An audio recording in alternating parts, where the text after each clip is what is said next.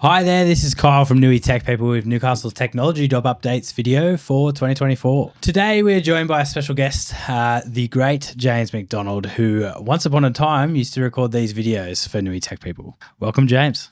Good to be back. Good to look at the statistics again and have a look at what 2024 brought. So you're pretty rubbish at ping pong, mate, but you know a fair bit about the Newcastle tech market. I've been working in the Newcastle tech market for many years now.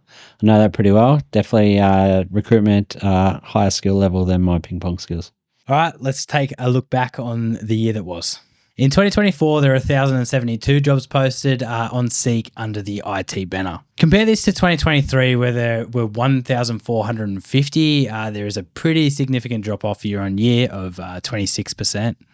What are your thoughts on that, James? Not a massive surprise. 2023 was on the post-COVID boom. So COVID job numbers in tech went through the floor. A lot of companies were not hiring. Then we've seen the post-COVID boom in technology went crazy all throughout. Driven internationally, big VC markets going crazy, lots of big tech companies hiring, created competition in the market. Technology job market was fantastic to be a tech professional. There was $20,000, $30,000 pay increases going on board. There was plenty of job opportunities. We had candidates that would interview for a company on one day and then not turn up to the second round interview because they had other companies offering them a role on one interview. In that meantime, it was a one-time only, I think, was the only time I've ever seen tech professionals have so much power. So we've seen the drop-off of that in that 2020, late 23 and then into 24. So just a bit of a stability in the market. It's definitely the pendulum has swung back. Companies now have a lot more hiring power. There's definitely more opportunities and more choice in the market for hiring companies, hiring tech professionals. You can normally have a short list of a good couple of candidates, so options to look at. So the pendulum just swung back. It was definitely going to happen. And it did. And we're seeing what we're describing as a bit of a new normal, which is not too dissimilar to a pre-COVID days where there are good job opportunities out there for tech professionals, and there are some good opportunities for companies to hire quality tech professionals locally. In 2024, 77% of the jobs posted were permanent, while 23% were contract. Compare this to 2023, where 83% of the roles were permanent and 17% were contract. 77% all tech roles being advertised being permanent is probably the lowest I've ever seen it in Newcastle technology market. Newcastle technology market traditionally very permanent heavy. A lot more contracting opportunities in Sydney, Melbourne, Brisbane, some of those bigger cities, more contracting opportunities. Sometimes that comes with the big banks and the big financial institutions hiring a lot of contractors, but Newcastle's always traditionally quite permanent heavy. So 77 is probably the lowest I've ever seen it, but that can create really good opportunities for people that are willing to take on contracting roles. So contracting roles sometimes driven by digital transformation, sometimes driven by some big tech investments. So I think it's a real positive sign for Newcastle tech market to say, hey, companies are investing in technology projects.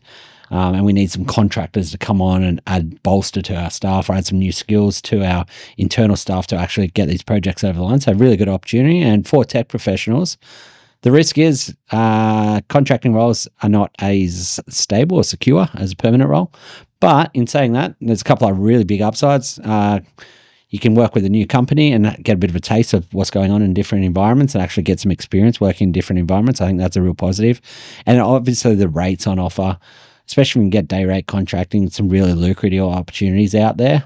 And probably the third positive, what we're seeing is some longer term contracts. So we're not talking jump in for a company for a month. We're seeing some 12-month contracts out there. Some people are going into 12-month contracts, then being extended again. So if you're on a day rate contract, 12 months, getting paid really well, and then you get extended again, life's great. Yeah, no, it's not too bad. I mean, the downfall is that, you're not getting your annual leave and sick leave, but you are getting that higher rate. And we are seeing quite a few people going from contract positions to permanent positions if you've been there kind of over 12 months. But yeah, a lot of contract extensions in Newcastle. So yeah, really good. And it'll be interesting to see how that trend continues in 2025. With regards to where people are working, roles that didn't mention hybrid or flexible work arrangements made up 51% of the postings, while hybrid positions made up 47% of the postings and remote made up only 2% of the postings. I think the biggest change there we're seeing is that 2%. Definitely in the COVID, we've seen a lot of remote work opportunities. In the Greater Hunter region at the moment, we're not seeing really any fully remote opportunities. Vast majority of companies are looking for people back in the office, somewhere between 2 and 4 days a week. I think it's a hard sell to try to get technology professionals in back 5 days a week in Newcastle at the moment, just because there are other opportunities out there. I think also tech professionals, as well as everyone, during COVID had that fully remote time, got a lot of flexibility that came with that, and people aren't willing to give all of that back. So a lot of tech professionals are looking for a little bit of flex, whether that's flex in start and finish times or flex in having a day or two to work from home, especially if they can get their job done well at home. On the flip side of that, I'm actually seeing and having some conversations with people who are actually enjoying being back in the office. Like, I think it's a lot easier to build team culture back in the office on these projects and digital transformations. It's a lot easier if you get a project team together to actually kick things off and start moving things along. So I think some real positives across the board, both for companies actually building culture within the teams, also for tech professionals, have that bit of camaraderie that you get when you're in the office with people again. Yeah, for sure. I mean, I get people that hit me up that are fully remote and miss working with other people, and they just want to be around other people, and they're happy to kind of trade that off for, going in 1 to 2 days a week, just so they're around people, so they can bounce ideas off people. I mean, compare those statistics earlier. So it was 2% for 2024 were advertised as remote. 2023 was 5%, and the majority of the job postings were hybrid or mention of hybrid, and office based was pretty limited.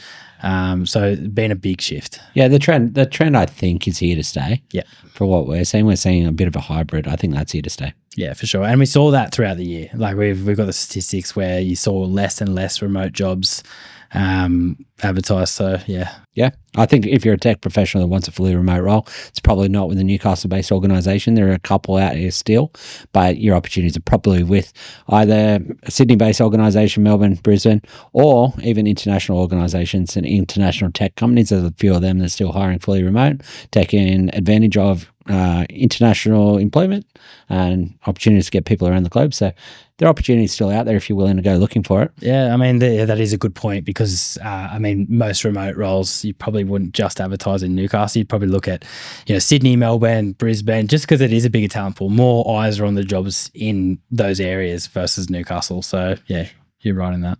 With regards to the levels of seniority, we're seeing in the market, mid-level roles made up 55% of the postings. Senior came in second at 18%, management level roles were 14%, and junior and graduate level roles were 13%. This is quite similar to the data in 2023 also. I think it's real positive. I think what it's showing is a couple of things. For that mid-level role, we're probably looking between that $80,000 and $120,000 a year mark. So we're looking at people that have got a couple of years experience, 2-3 years experience, maybe moving into that 4 or 5 years experience for some companies. So we're looking at, reasonable money between $80,000 and $120,000. What it means that people can come out as a graduate from the university or from doing a course or however you get that first job, and then actually have opportunities to progress your career here in Newcastle as a tech professional. So there's opportunities. 55% of all the roles are hired in that 80 to 120-ish mark. So there's opportunities to move around, grow your career, not have to stay at that one organisation the whole way through. If you need to move, gain skills somewhere else. So good opportunities there. But more pleasing thing, I think, has always been the challenge in Newcastle is, as a tech professional, as you grow your career, do you tap out? Or are there enough opportunities there for you to grow your tech career here?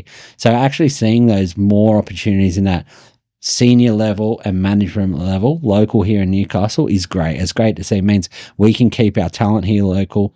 We can keep growing that talent. And if we've got senior and management level tech professionals here, they can help mentor and grow that younger generation again. It creates that community, creates a bit of a life cycle for that continuation of tech professionals to come through.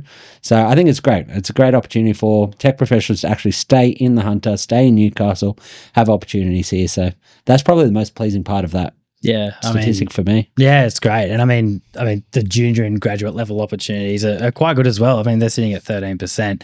I mean, there's a lot of good talent coming out of the University of Newcastle, whether they're local or they're, coming here from overseas to study.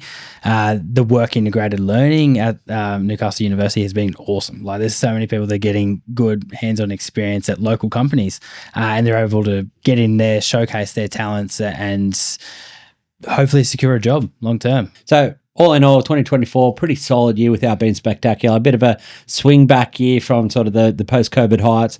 Found a bit of a new normal. That's the way we're sort of seeing it. 2025, we're only 3 weeks in, but what's some predictions for 2025 for you, Kyle? Yeah, I mean, 2024 was a bit of a lull year.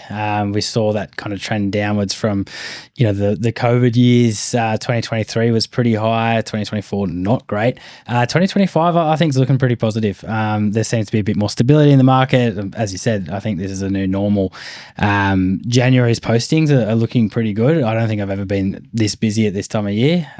So, yeah, I'm pretty optimistic, and you'll obviously come back to this at the end of the year and see how things went. But there's definitely a shift kind of back into the office, as you're aware. But I mean, with regards to job postings, I think it's going to be pretty positive. Yeah, I think 2025, my prediction would be a strong year for Newcastle technology community. From the conversations we've had with clients, companies working in Newcastle, there's a lot of investment going on in Newcastle, a lot of big projects being undertaken. So I think that's phenomenal. I think it's great to see. It creates opportunities locally. Also, I think the economy is in a pretty stable spot at the moment. As long as we don't have any international incidents or something that comes off really affects what's going on here. Well, obviously, we've got an election year here, so it'll be interesting to see whether that has any effect on the market locally in Newcastle. But I think overall it seems pretty stable. I feel like we've got that new normal, good opportunities across the board. Pendulums swung back in the middle. Companies have a bit of pull power where they're not having to offer $30,000 pay increases. And from a tech professional perspective, I think there's good opportunities available. It is a bit more competitive, so you've got to put your good foot forward but there are good opportunities there. So I think it should be a really positive year. Yeah, no, for sure. Thanks for tuning in. We'll see you every month for the rest of the year, where we'll be updating you on Newcastle's technology jobs. Also, keen for any listeners, anyone that actually watches this video through to the end, keen for you to post below. Give us your predictions of 2025, either what you predict to see or what you'd like to see in the Newcastle tech community. Thanks again to James for popping by. A bit of a blast from the past. So 2025.